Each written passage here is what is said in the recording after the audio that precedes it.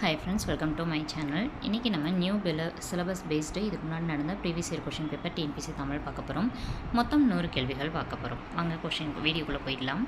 ஓர் ஊஞ்சல் ஆடுகிறது, இதுதான் சரி. காரணம் ஓர் அப்படின்றதுக்கு பின்னாடி உயிரெழுத்து அப்படின்றது தான் வரணும். இப்போ எடுத்துக்காட்டுக்கு உயிரெழுத்துன்றது ஆள இருந்து அவ் வரைக்கும், இந்த இடத்துல ஊ அப்படின்றது தான் சரியாக இருக்குது. ஓகேங்களா? ஸோ அதே மாதிரி இப்போ ஒரு அப்படின்னு எழுதுகிறோன்னா ஒரு அப்படின்றதுக்கு பின்னாடி வரக்கூடிய எழுத்து உயிர் மெய் எழுத்தாக இருக்கணும். நெக்ஸ்ட் சொல்லும் பொருளும்.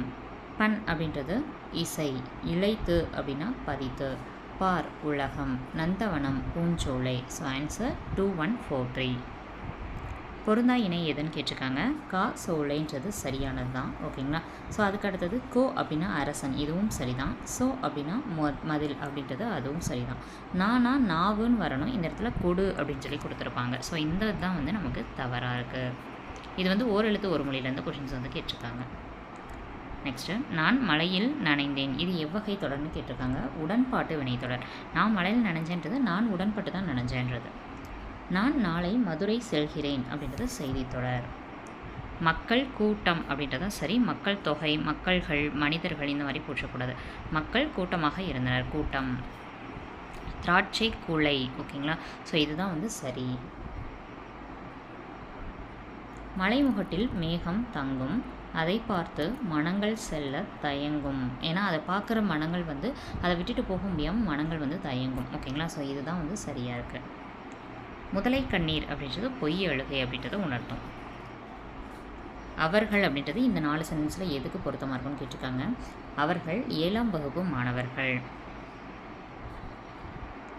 சரியான இணை கேட்டிருக்காங்க. இணைப்பு சொல்ல இந்த இடத்துல பயன்படுத்தணும். காயிதே மில்லத் அவர்கள் மகிழுந்தில் பயணம் செய்வதை விரும்பாதவர், ஏனெனில் அவர் எளிமையை விரும்புபவர். இதுதான் சரியாக இருக்கும். நாயன்மார்கள் எத்தனை பேர், எத்தனைன்றது தான் இந்த இடத்துல என்னவாக இருக்கும், வினாச்சொல்லாக இருக்கும். மொத்தம் 63 பேர் நாயன்மார்கள் இருப்பாங்க. இவங்க எழுதுனது தான் டோட்டலாக 12 திருமுறைன்னு சொல்லுவோம். அவன் நேற்று திரைப்படம் டேஸ் கண்டான். நேற்றுன்னு வந்தால் அது முடிஞ்சிருச்சு, அப்போ கண்டான் அப்படின்றதான் சரியாக இருக்கும்.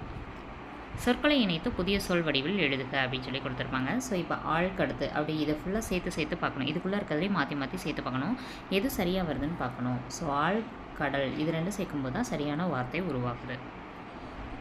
அடுத்து சொல்லும் பொருளும் பொறுத்து எழுதணும். வின் அப்படின்றது அதாவது பொருளாக மாறும் இல்லையா, அது மாதிரி வின் மீன் ஒரு வார்த்தையாக மாறுது இல்லையா, அதுதான். அடுத்தது தமிழ் அப்படின்றது தமிழ் மொழி. நூல்வெளி, நீதி நூல். நெக்ஸ்ட்டு குரில் நெல்லை வச்சு பார்க்கணும். இந்த வீடு அப்படின்றது விற்று அப்படின்றது விட்டு விடுதல் அப்படின்றது. இந்த வீடுன்றது தங்கக்கூடிய இடம், தங்குமிடம். குரில் நெடில் வேறுபாடு. இந்த சிலை அப்படின்னா சிற்பம், இந்த சீலை அப்படின்னா புடவை. தலை தாளை, இதோடைய பொருந்திய இணை சொல் கேட்டிருக்காங்க. இந்த தலை அப்படின்றது என்ன அப்படின்னா இலை தலைகளை குறிக்கும்.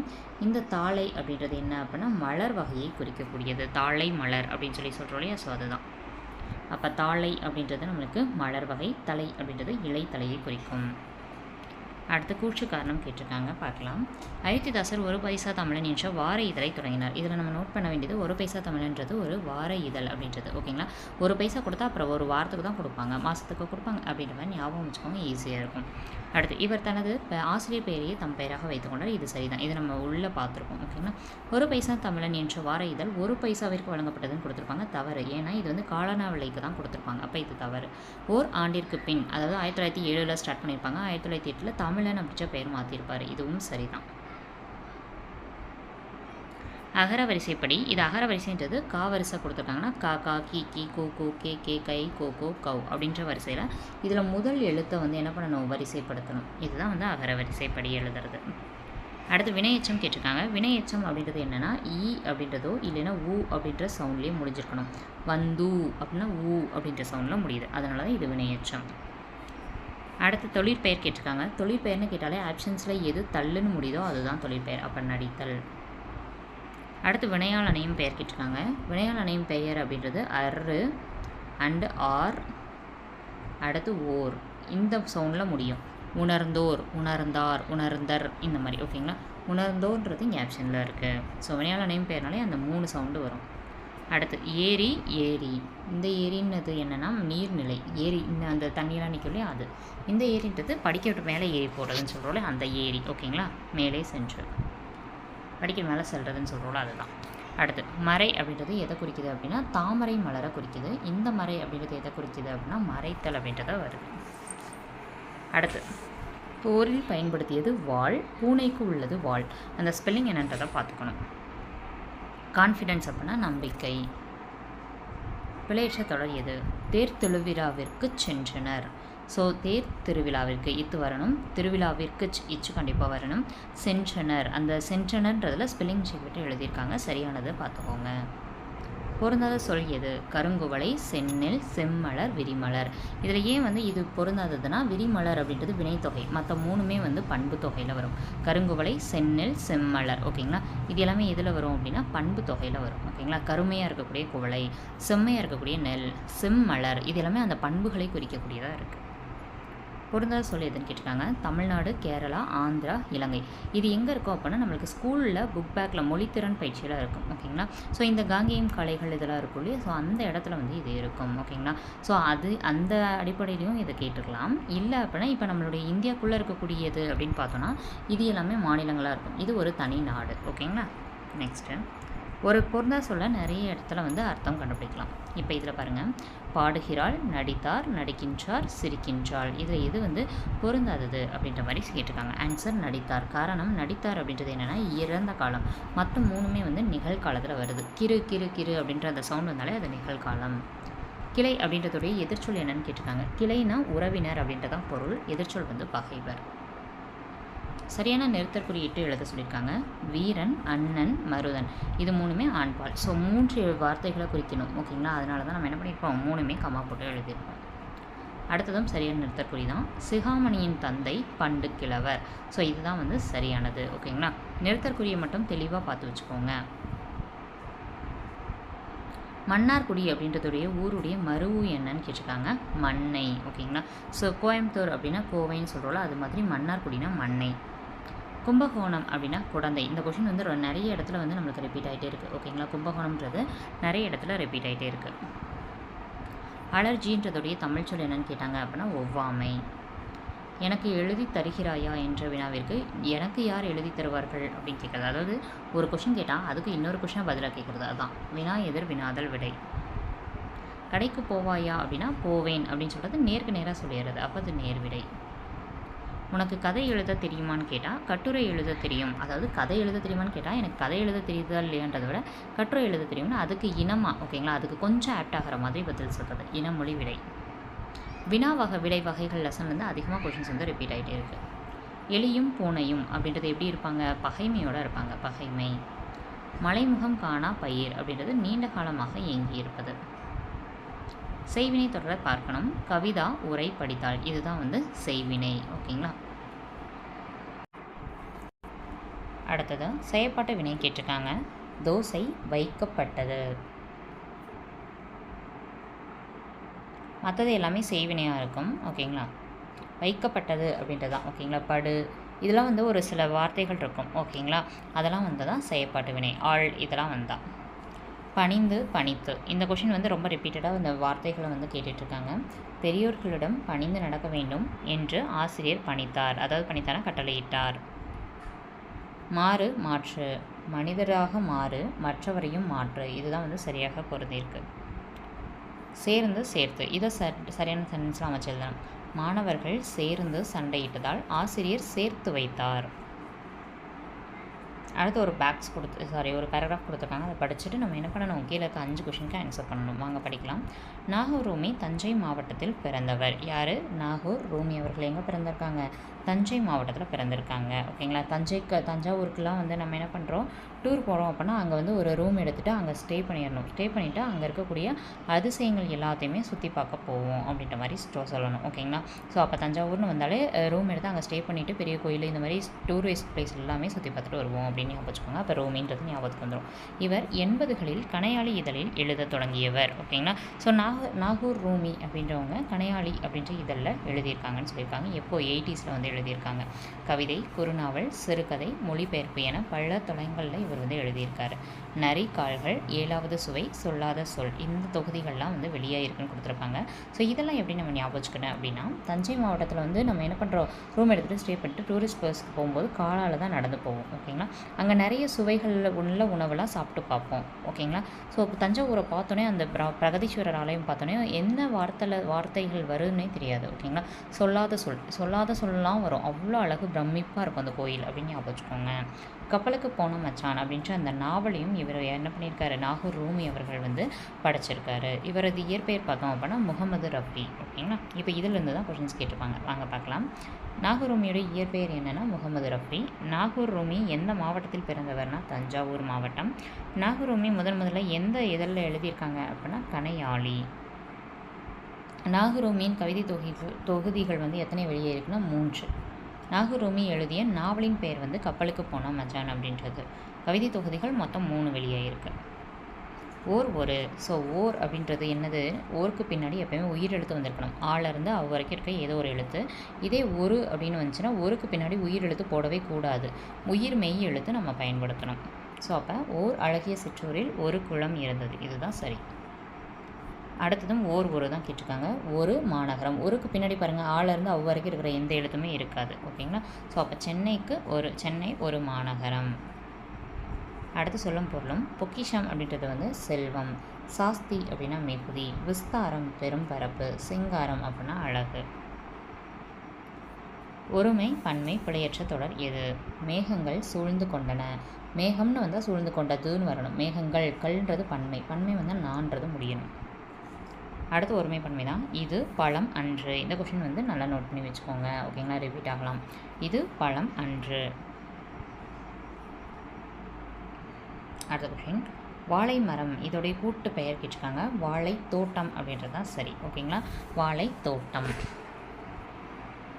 அடுத்தது இது வந்து நம்மளுக்கு 6th புக்லேருந்து கேட்டிருக்காங்க, புக் பேக்லேருந்து. விளைவுக்கு நீர், அறிவுக்கு தோல். ஸோ அப்போ 3 ஃபஸ்ட்டுக்கு, செகண்டுக்கு 4வது.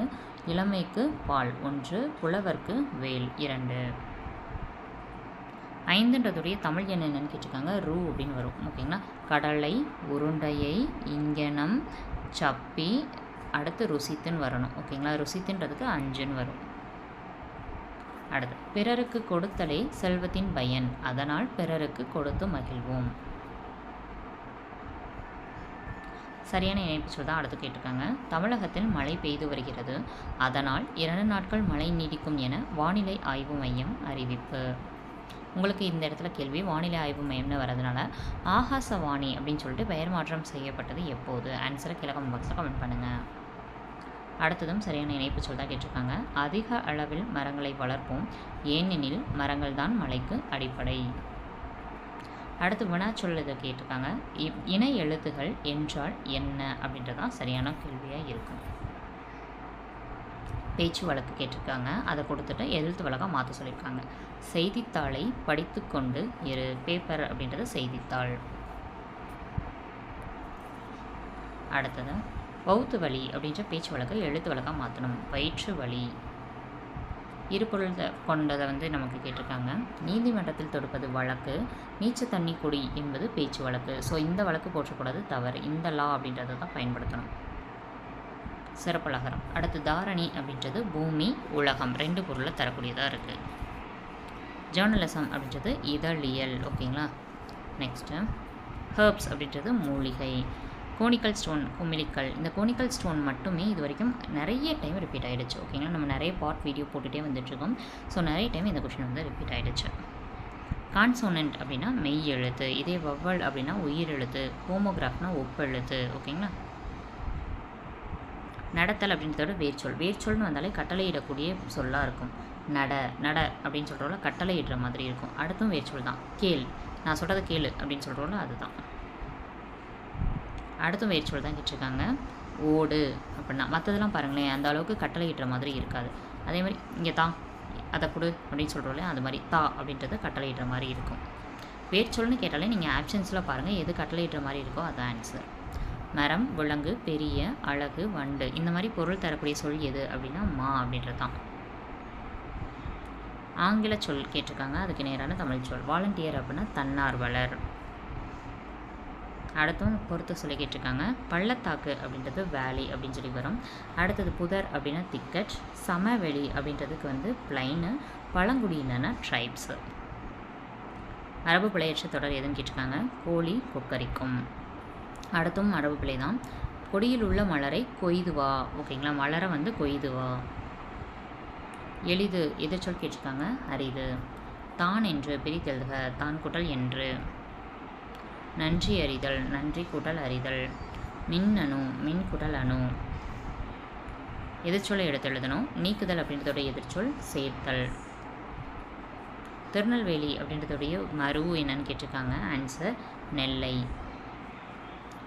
திருச்சிராப்பள்ளியுடைய மறு கேட்டிருக்காங்க. திருச்சி. இதே வந்து நெல்லை அப்படின்னா திருநெல்வேலி.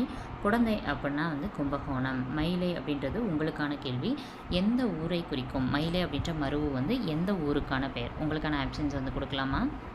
வேணாம், நீங்கள் ஆப்ஷன்ஸ் எல்லாமே கெஸ் பண்ணி பாருங்கள். ஓகேங்களா, ஏன்னா மயிலைன்றது இப்போ தானே ரீசெண்டாக பார்த்தோம். ஸோ அதனால் ஈஸியாக கெஸ் பண்ணியிருப்பீங்க. ஆன்சரை கீழே கமெண்ட் பாக்ஸில் கமெண்ட் பண்ணுங்கள். ஓகேங்களா, மயிலாடுதுறையா மயிலாப்பூரா, இது உங்களுக்கான கேள்வி. ஓகேங்களா, நெக்ஸ்ட்டு பெரம்பலி சொல்லுக்கு இடையான தமிழ் சொல் கேட்டிருக்காங்க. வாடகை அப்படின்னா குடிக்கூலி அப்படின்றது தான் சரி.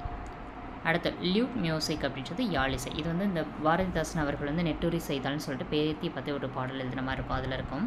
லியூட் மியூசிக் அப்படின்ற யாழிசை. காம்பேக்ட் டிஸ்க் அப்படின்னா குறுந்தகடு. வீடியோ கான்ஃபரன்ஸ் அப்படின்னா காணொளி கூட்டம்.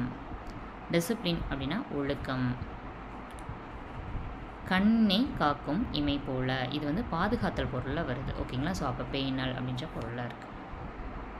சொற்களை ஒழுங்குபடுத்தி சொற்றொடராக்கணும். சிலப்பதிகாரம் எனும் காப்பியத்தை இயற்றியவர் இளங்கோவடிகள். இதுதான் வந்து சரியாக இருக்குது. விரிந்தது விரித்தது, இதை வச்சு நம்ம சரியான இதை எழுதணும். மழைக்காற்று வீசியதால் பூவின் இதழ்கள் விரிந்தன, மயில் தோகையை விரித்தது. அடுத்து அகரவரிசைப்படி. அகரவரிசைப்படின்றது ஆலேருந்து அவ் வரைக்கும் இருக்கிறத ஃபஸ்ட்டு எழுதிடணும். ஓகேங்களா, ஸோ ஆலேருந்து அவ் வரைக்கும் இங்கே என்ன எந்த வார்த்தை இருக்குது? அன்பு. முதல் எழுத்தை மட்டும் தான் பார்க்கணும். ஓகேங்களா, ஸோ ஆன்றது இருக்குது. அடுத்து என்ன பண்ணணும்? காங்காச்சால வரிசைப்படுத்தி எழுதணும். ஓகேங்களா, காங்காச்சா எழுதும்போது ஃபஸ்ட்டு தா வரிசை தான் வரும், அதனால் தோட்டம். அடுத்து தாக்கடுத்து நா நட்பு. நாக்கடுத்து பா வரும், பள்ளி, மகிழ்ச்சி, விளையாட்டு, வீடு. இது எல்லாமே ஃபஸ்ட்டு எழுத்தை வச்சு தான் நம்ம கணக்கு போடுவோம். ஓகேங்களா, அகரவரிசை எழுத்துங்கன்றது. எவ்வளவு உயரமான மரம் அப்படின்னு சொல்கிறது வந்து உணர்ச்சி தொடர். கியூரி அம்மையார் போலந்து நாட்டை சார்ந்தவர். இது எப்படி கொஸ்டின் கேட்கலாம்? கியூரி அம்மையார் எந்த நாட்டை சார்ந்தவர்? ஓகேங்களா. திருக்குறள் உலக பொதுமறை என்று போற்றப்படுகிறது. இது எப்படி கேட்கலாம்? எந்த நூல் உலக பொதுமறை என்று போற்றப்படுகிறதுன்னு கேட்கலாம். ஓகேங்களா, ஸோ மொத்தம் வந்து 100 கேள்விகள் முடிஞ்சிருச்சு. இந்த வீடியோ எப்படி இருந்துச்சுன்றதை கீழே கமெண்ட் பாக்ஸில் கமெண்ட் பண்ணுங்கள். வீடியோ பிடிச்சிருந்தா லைக் பண்ணுங்கள். நம்ம சேனல் சப்ஸ்கிரைப் பண்ணி பக்கத்தில் இருக்க பெல்லைக்கான ஆல்ன்றதை போட்டுங்க. ஆல்ன்றதை போட்டால் தான் அடுத்தடுத்த வீடியோஸ் உங்களுக்கு நோட்டிஃபிகேஷன் வரும். ஈஸியாக நீங்கள் கிளிக் பண்ணி பார்த்துக்க முடியும். இந்த வீடியோ உங்களுக்கு பிடிச்சிருந்துச்சு, யூஸ்ஃபுல்லாக இருந்துச்சு, புதுசாக இருக்குது ஏதாவது கற்றுக்கிறதுக்கு அப்படின்னு நினச்சிங்கன்னா உங்கள் ஃப்ரெண்ட்ஸ்க்கு மறக்காமல் ஷேர் பண்ணிடுங்க. ஓகேங்களா, ஓகே, நம்ம நெக்ஸ்ட் வீடியோவில் பார்க்கலாம். தேங்க்யூ.